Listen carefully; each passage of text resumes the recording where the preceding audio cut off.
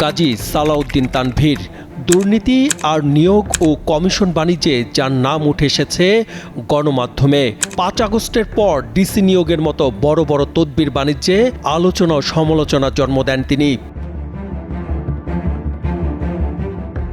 এমন অভিযোগের পরও গাজী সালাউদ্দিন তানভীর বড় গলায় গণমাধ্যমের সামনে এসে বলেন, তার বিরুদ্ধে দুর্নীতির প্রমাণ দিতে পারলে তিনি পদত্যাগ করবেন। আইন অনুযায়ী যে শাস্তি দেয়া হবে তা মাথা পেতে নেবেন বলেও সে সময় সংবাদ সম্মেলনে উল্লেখ করেন।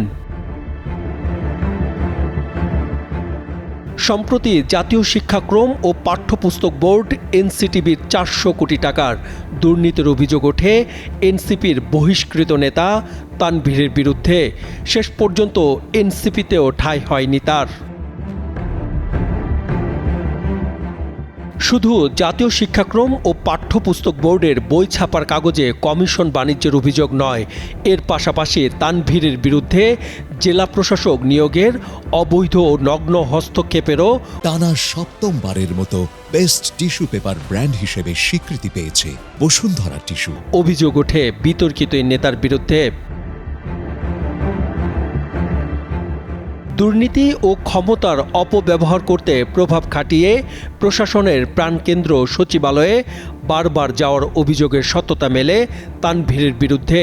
সম্প্রতি দেশের একটি বেসরকারি টেলিভিশনের অনুষ্ঠানে তানভীরের কাছে এসব বিষয়ে জানতে চাওয়া হলে তিনি এর কোনো সদুত্তর দিতে পারেননি।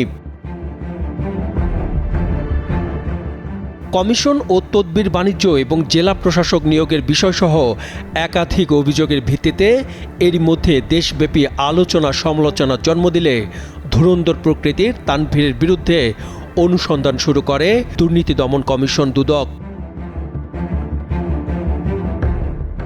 সচেতন মহলের প্রত্যাশা, হঠাৎ করে গজিয়ে ওঠা বিতর্কিত নেতা তানভীরের বিরুদ্ধে অনুসন্ধান শেষ করে দ্রুত আইনের আওতায় আনার।